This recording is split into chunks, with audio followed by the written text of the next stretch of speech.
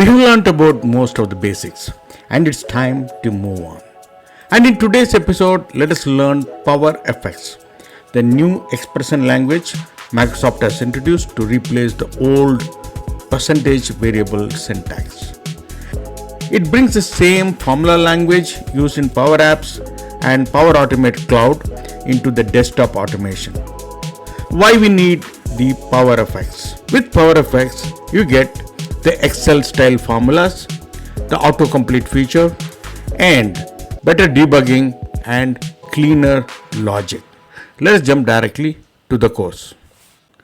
To find the difference between a flow with PowerFX and without PowerFX, let us create two new flows. I created the first flow without PowerFX and I am not enabling the PowerFX now. And in that, what all I am going to do is I am going to declare a variable and show it as a message. Let me create a new variable, call it my text variable,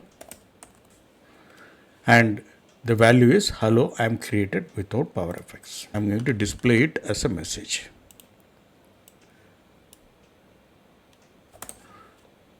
And in the display message, I am selecting this variable. You notice it is starting with a percentage and the variable name, and it ends with the percentage. And if I run it, it displays a message. That's it. Now let me create the same operation with a flow which is having PowerFX. I created a flow and named it with PowerFX, and I am enabling PowerFX over here. One thing we need to note here is you need to decide whether you want PowerFX or not at the time of creation of the flow. Once the flow is created, it is not possible to switch. Here also, I am going to do the same thing. I am declaring a variable, call it my text variable, and give a value as hello, I am created with PowerFX. Now, when I am displaying this message, there is a slight difference which you need to understand. Earlier, we were using with percentage symbol and my text variable and the percentage symbol. That is how it was displaying. But here, if you select this variable, it is different. You see, it is equal to and the variable name. So either you can select it through this, and another easy option is you press the equal to sign and start typing it. As soon as I start typing it, all the variables with that particular name is displayed, and from there you can select. Rest of the operations are the same. If you run it, it will display the message. There is no difference. Now the major difference comes in how you are handling this text messages. Now for example, if I am going to my flow without PowerFX, and what I want is I want to change the case of this particular text. This is all small letters, and I want to make everything as all capital letters. How do I do it? So I go to the action here, which I give the link to the text manipulation YouTube in the description. You can go through that if you need. I go to the text and I'm using an action called change text case. And then I'm selecting this variable, my text variable, and I'm changing it to uppercase. And if I run, it shows the message and the value is all changed to uppercase. How do I do it if I have enabled the PowerFX? It is more simpler. I can simply do it inside the variable itself. Let me declare another variable, call it some name, change case text. And what all I'm going to do is I'm going to use equal to and say upper and open a bracket, and it already shows all the variables available to me, and select the variable and do that. Now, if I run it,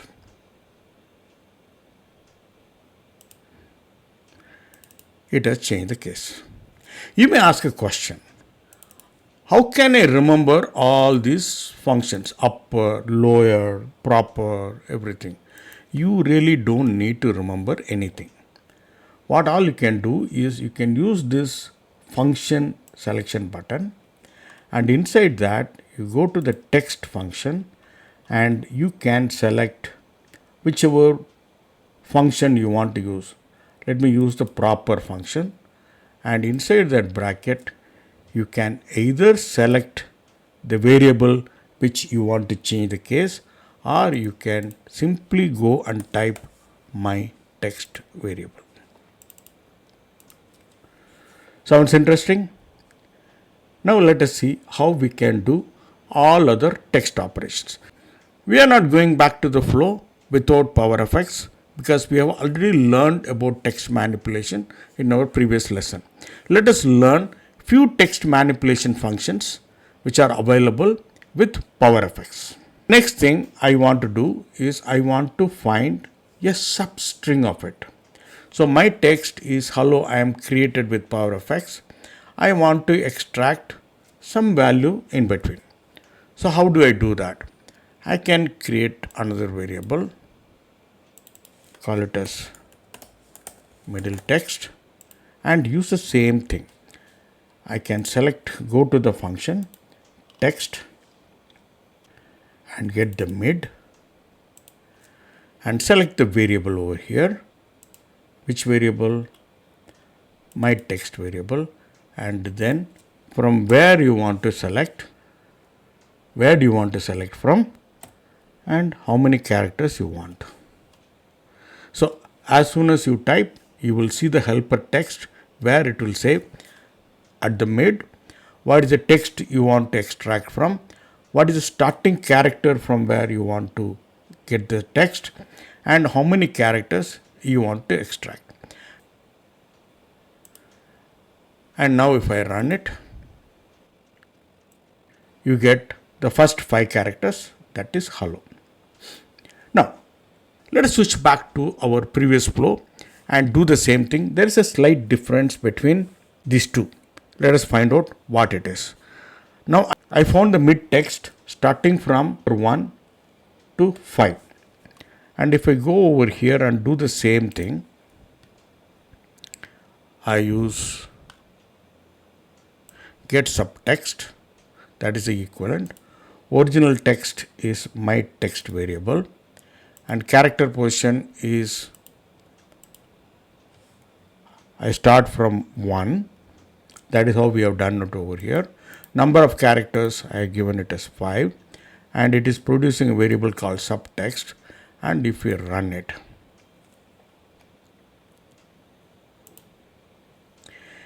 it is coming with ELLO, and whereas in our Power Automate flow with PowerFX it is showing hello, because with PowerFX your character position starts with 1, similar to Excel. The array position starts with 1.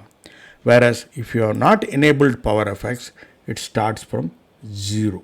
So if you go back here and instead of, if you go back to our flow without PowerFX, instead of 1, if I give 0 and run again,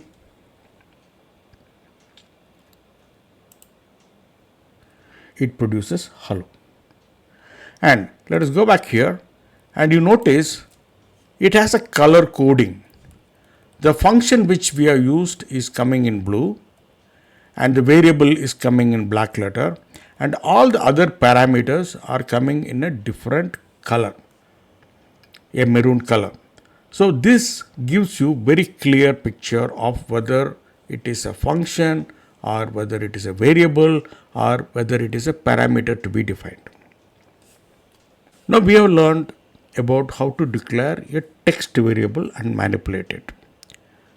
What if I have to declare a number? There is also a slight modification is there. I say here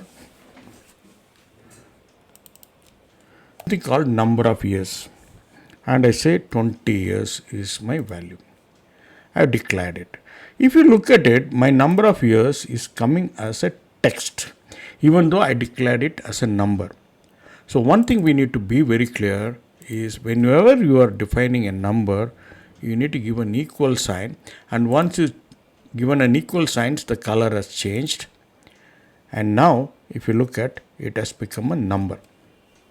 Now what can you do with the number? You can do a lot of things with the number. I am creating another one variable, multiply by 5. I can simply say number of years star 5.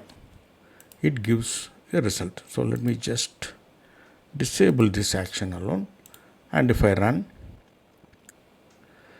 so the multiplied by 5 is becoming 100.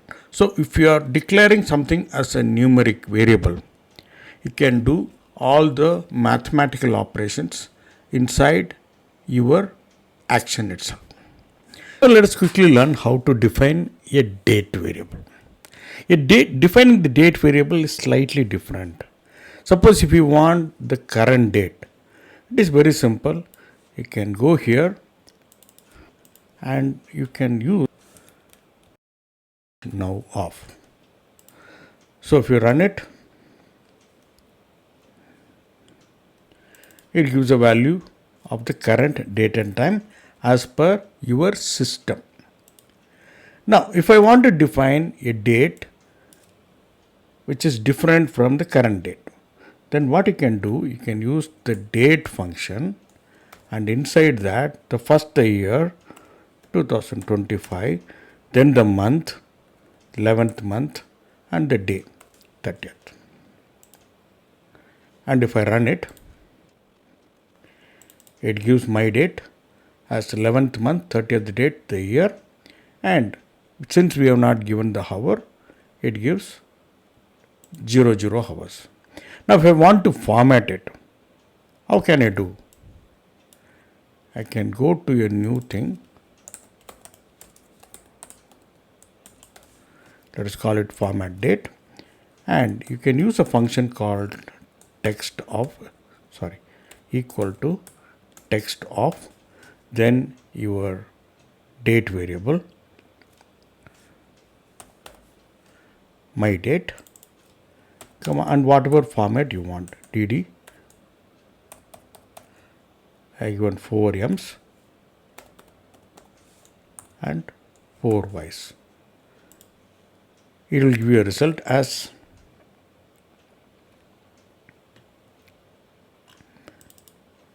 November 30th, 2025. Don't worry too much about all these functions which we have used. We can learn it in a separate how-to sessions. What all you need to understand is the difference between creating a flow with PowerFX and creating a flow without PowerFX. One last thing we will learn, that is, suppose if you are reading an Excel file, Excel records, the way we are manipulating the columns are slightly different between a flow with PowerFX and without PowerFX. That alone we will see in today's lesson. Let me delete all these things. Let us start afresh. You might have seen our previous lesson video. The first thing we are going to do is we are going to open an Excel file. So how do you do that? I am going to the Excel and I am going to launch Excel. I am opening an existing file. We have our sales register and I am opening the daily sales register. I am opening it as read only because we are not going to do any manipulation, and I am leaving it as my Excel instance itself. As we have learned, the best practice is to close it, and we are not saving it. You will add all the other actions between the launch and close so that we are not forgetting anything. Next, what I am going to do is I am going to read from Excel. Let me open that Excel sheet so that we know what is the record we have in it. We have data starting from column A, and we have data ending up to column L and row 19. We are making it very simple. Start column is A, value from a range of cell, start row is 1, and end column is I, and end row what we have is 19.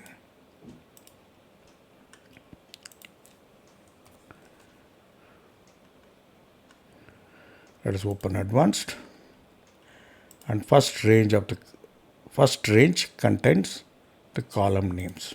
Now if we run it, we have read the number of rows along with the data. Now what we need to do is we need to go through each row and find the values and do some manipulation. For that I am going to use the loop function again. I use a for each, and I am going to go through the Excel data. So I can use this ∑ equal to Excel data, and I call it as current row item. Okay. Now, if you notice our Excel data, you have every column has a name. Serial number is SL without any space, and salesman is having two, sales space man, and region is a single word, report date is a 2 words, and other. I am going to do a simple display message over here so that we are just displaying these values to the user. Let me open message, display message, serial number, and we have to display the first row serial number.